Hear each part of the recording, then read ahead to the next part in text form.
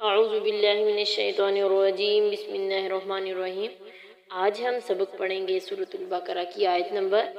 165 سے 170 تک انشاءاللہ۔ چلے سبق کا آغاز کرتے ہیں۔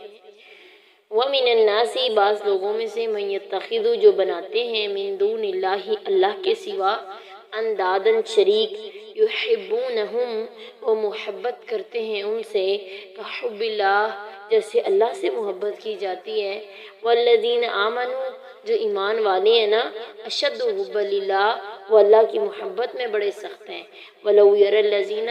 ظَلَمُوا، اگر دیکھ لیں یہ لوگ جنہوں نے ظلم کیا، اِذْ يَرَوْنَ الْعَذَابَ، جب وہ عذاب کو دیکھیں گے نا تو وہ جانیں گے کہ ان القوۃ للہ جمیعا، قوت تو ساری کی ساری اللہ رب رحمان کے واسطے ہے، وَأَنَّ اللَّهَ شَدِيدُ الْعَذَابِ، یہ کہ سخت ترین عذاب کرنے والی اللہ رب العالمین کی ذات ہے۔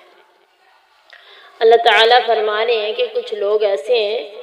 جو اللہ تعالیٰ کے ساتھ شرک کرتے ہیں۔ جس طرح اللہ سے محبت کرنی چاہیے اس طرح وہ لوگوں سے محبت کرتے ہیں۔ جو ایمان والے ہیں وہ اللہ کی محبت سے بڑھ کر کسی اور سے محبت نہیں کرتے۔ جب قیامت کا دن ہوگا تو جو مشرک لوگ ہیں جانیں گے اور دیکھیں گے اور جانیں گے کہ بے شک قوت تو ساری اللہ کے لیے تھی، ہم ایسے دنیا کے اندر دعوے دار بنتے پھر رہے تھے، ہم دنیا کے اندر ایسے ہی ہم بڑے پھنے کا بنتے پھر رہے تھے کہ یہ دنیا کے اندر ہمارے سفارشی ہیں، ہماری دعاؤں کی قبول کروانے کا یہ ذریعہ ہے۔ اور وہ جانیں گے کہ آج کے دن سخت ترین عذاب کرنے والی ذات ہے تو وہ صرف اور صرف اللہ رب العالمین کی ہے۔ اللہ رب العالمین کی وحدانیت کی دلائل بیان کرنے کے بعد پچھلی آیت میں اللہ نے بتایا تھا نا کہ اللہ تعالیٰ کی وحدانیت کے لیے بات یہی کافی کہ اللہ نے زمین و آسمان کو پیدا کیا، دن رات بنائے، کشتیاں جو چلتی پھر رہی ہیں، لوگ نفع حاصل کرتے، کبھی اس سفر میں، کبھی مشرق والے مغرب کی طرف جاتے، مغرب والے مشرق کی طرف، یہ سب چیزیں اللہ کی وحدانیت کی دلائل بیان کرنے کے بعد اب اللہ تعالیٰ اس آیت میں بتا رہا ہے اس قدر ظاہر اور بین دلائل دیکھنے کے باوجود دنیا میں ایسے بدبخت لوگ بھی پائے جاتے ہیں جو اللہ تعالیٰ کے ساتھ دوسروں کو انداد بناتے ہیں، وہ اس کی نہ صرف عبادت کرتے ہیں بلکہ ان کی محبت میں اتنا غلو کرتے ہیں کہ جتنی کہ مومنوں کو اللہ تعالیٰ سے محبت ہے۔ اللہ تعالیٰ یہاں انداد سے مراد اصنام مراد لیے گئے ہیں، یعنی جن کی وہ اللہ تعالیٰ کے سوا پوجا کرتے ہیں۔ تو اللہ تعالیٰ کہہ رہے ہیں کہ جو اللہ کے سوا جن کی پوجا کرتے ہیں وہ شرک کر رہے ہیں، جن کی عبادت کر رہے ہیں انہیں اللہ کا شریک ٹھہرا رہے ہیں۔ آگے اللہ تعالیٰ کہہ رہے ہیں کہ کل قیامت کا جب دن ہوگا نا تو وہ جان لیں گے کہ آج کے دن قوت صرف اور صرف اللہ رب العالمین کے لیے ہے۔ اگر یہ ظالم لوگ اللہ تعالیٰ کی قدرت اور اس کے عذاب کی شدت کو صحیح طور پر جان لیں تو ان پر شرک کے مضرات از خود واضح ہو جائیں، مگر افسوس یہ ہے کہ مشرک کے دل میں اللہ تعالیٰ کی قدرت اور اس کی شدت عذاب کا صحیح تصور ہی نہیں ہوتا، اس لیے وہ دوسروں کو صاحب قوت اور اقتدار سمجھ کر ان کے سامنے جھک پڑتا ہے، ان کی عبادت کرنے لگ جاتا ہے۔ آگے اللہ کہہ رہے ہیں وَإِسْتَبَرَّ الَّذِينَ تُبِعُوا، جس وقت بیزار ہو جائیں گے وہ لوگ جنہوں نے پیروی کی، من الذین، ان لوگوں میں سے، تبعوا، جنہوں نے پیروی کی، وراء العذاب، دیکھیں گے وہ عذاب کو، وتقطعت بہم الاسباب، ان سے تمام رشتے ناطے ٹوٹ جائیں گے۔ اللہ تعالیٰ کہہ رہے ہیں وہ لوگ جنہوں نے دنیا کے اندر اپنے پیشوا بنائے، اللہ کے ساتھ شریک ٹھہرائے، جب وہ عذاب دیکھیں گے سب ایک دوسرے کا انکار کرنے لگ جائیں گے۔ وقال الذین اتبعوا، کہا ان لوگوں نے جنہوں نے پیروی کی، لو ان لنا کرۃ، اگر ہمارے لیے دنیا کے اندر دوبارہ چلے جانا ممکن ہو، فنتبرأ منہم، ہم بیزار ہو جائیں گے ان سے، کما تبرؤوا منا، جیسے یہ آج ہم سے بیزار ہو چکی ہیں۔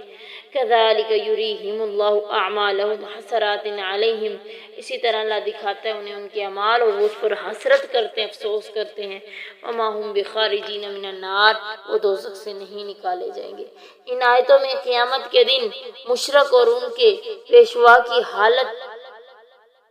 حالت کا ذکر کیا جا رہا ہے، یعنی جن روسا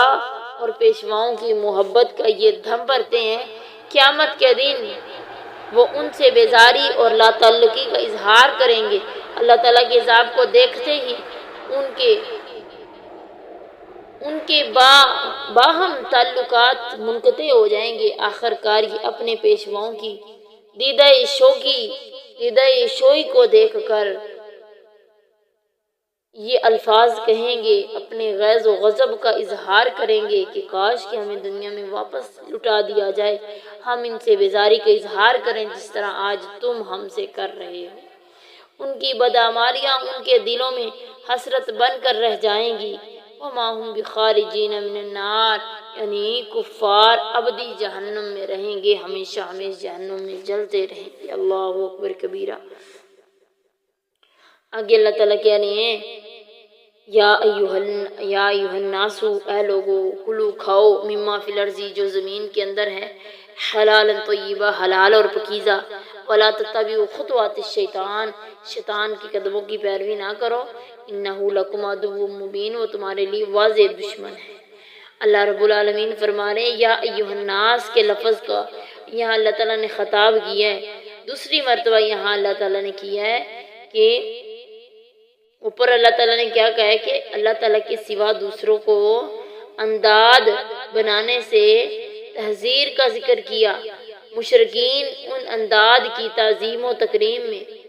اس قدر غلو کرتے کہ عبادت اور دعا میں بھی انہی کو پکارتے، ان کے نام پر بہت سے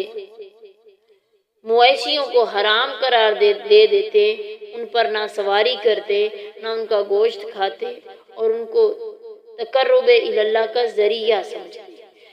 چنانچہ اس آیت کے اندر اس قسم کی تحریمات سے منع فرمایا گیا ہے اور اللہ تعالیٰ کی پیدا کردہ حلال اور طیب چیزیں کھانے کا حکم دیا جا رہا ہے۔ صحیح مسلم میں ہے کہ اللہ تعالیٰ فرماتا ہے کہ جو مال بھی میں نے اپنے بندے کو بخشا ہے، جو مال میں نے اپنے بندے کو بخشا ہے نا، وہ اس کے لیے حلال اور طیب ہے، مگر شیاطین ان کو گمراہ کر دیتے ہیں، وہ حلال چیزوں کو حرام ٹھہرا دیتے ہیں۔ چنانچہ یہاں بھی اللہ تعالیٰ فرماتا ہے کہ شیطان کی تباہ کر کے ان کو حرام نہ ٹھہراؤ۔ حدیث میں آتا ہے نبی صلی اللہ علیہ وسلم نے آپ صلی اللہ علیہ وسلم نے یہ آیت تلاوت کی، نبی صلی اللہ علیہ وسلم حدیث میں ہے کہ نبی صلی اللہ علیہ وسلم کے سامنے یہ آیت تلاوت کی گئی۔ حضرت سعد بن نبی وقاص نے عرض کیا اللہ کے نبی صلی اللہ علیہ وسلم جی دعا کیجئے میں مستجاب الدعوات بن جاؤں، میری دعائیں قبول ہونی شروع ہو جائیں۔ اس پر نبی صلی اللہ علیہ وسلم نے فرمایا حلال اور طیب کھایا کرو، تمہاری دعائیں قبول ہونی شروع ہو جائیں گی۔ سبحان اللہ۔ یعنی اگر ہم چاہتے ہیں ہماری دعائیں اللہ سنے، ہمیں اپنے حلال ہمیں دیکھنا ہوگا کہ ہم جو کھا رہے ہیں، جو پہن رہے ہیں، جو کر رہے ہیں، کیا وہ حلال ہے کیا حرام ہے۔ آگے اللہ تعالیٰ کہہ رہے ہیں انما یأمرکم، سوائے اس کے لیے شیطان حکم دیتا ہے تمہیں بالسوء والفحشاء، برائی کا اور بے حیائی کا، وان تقولوا علی اللہ ما لا تعلمون، یہ کہ تم اللہ پر کہو جو تم جانتے نہیں ہو۔ اللہ تعالیٰ کہہ رہے ہیں شیطان کا ارادہ کیا ہے۔ شیاطین ایک طرف تو معاشرے میں اخلاقی برائیاں یعنی سوء الفحشاء کو فروغ دیتے ہیں، دوسری طرف دین میں بدعات پیدا کر کے لوگوں کے عقائد و اعمال خراب کرتے ہیں۔ اللہ تعالیٰ یہاں اسی کا ہی تذکرہ کر رہے ہیں کہ شیطان کے پیچھے لگ کے بدعات نہ کرو، شیطان کے پیچھے لگ کے یہ بے حیائی کو مت پروموٹ کرو، بے حیائی کو مت تم پسند کرو۔ آج ہم بے حیائی کو پسند کرتے ہیں، فیشن کے نام پہ یہ جو بے حیائی عام کی جا رہی ہے اسے پروموٹ مت کرو اے مسلمانوں۔ نبی صلی اللہ علیہ وسلم کا فرمان ہے میری امت جس امت کا خوش ہو کے طریقہ اپنائیں گی کالونی میں سے اٹھائی جائے گی۔ آگے اللہ کہہ رہے ہیں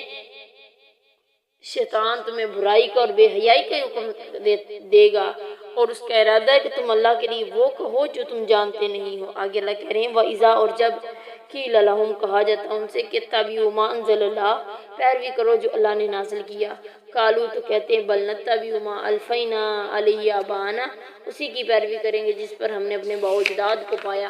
اولو کان آباؤہم کیا نہیں تھے ان کے باء و اجداد لا یاقلون شیئا ولا یہتدون نہیں عقل رکھتے تھے نہ ہی وہ ہدایت پانے والے تھے۔ آج کل اہل بدعت کا یہی حال ہے، کتاب و سنت کی بجائے آباء و اجداد کی رسوم کو سند سمجھتے ہیں۔ حضرت عبداللہ بن عباس سے یہ آیت کو منقول ہے کہ یہ آیت یہود کے حق میں نازل ہوئی ہے، مگر اس میں ان تمام لوگوں کی سخت مذمت کی گئی ہے جو اپنے مذہبی پیشواؤں کے اقوال پر کسی نظر و استدلال کے بغیر چلے جا رہے ہیں، چونکہ تقلید کی تعریف بھی یہی ہے کہ کسی دوسرے کی بات کو اس کی دلیل معلوم کیے بغیر قبول کر لیا جائے۔ اس لیے جو لوگ ائمہ کے مسائل قیاسیہ طور پر ان کو دلیل معلوم کیے بغیر واجب العمل سمجھتے ہیں، انہیں سوچنا چاہیے کہ آیا وہ بھی ان سے مذمت کے تحت نہیں آ جاتے؟ کیا انہوں نے یہ غلط کیا تھا صحیح؟ کیا انہوں نے یہ قرآن و سنت کے مطابق کیا بھی تھا کہ نہیں؟ کہ وہ تو آیا ان کے باء و اجداد عقل رکھتے بھی تھے کہ نہیں کہ انہیں بھی کسی نے بتایا تو وہ کرتے رہے؟ اللہ تعالی ہمیں اپنے دین کو صحیح سمجھ کے اس میں عمل کرنے کی توفیق دے۔ آج کا سبق اتنا ہی، آگے انشاءاللہ ہم کل کریں گے۔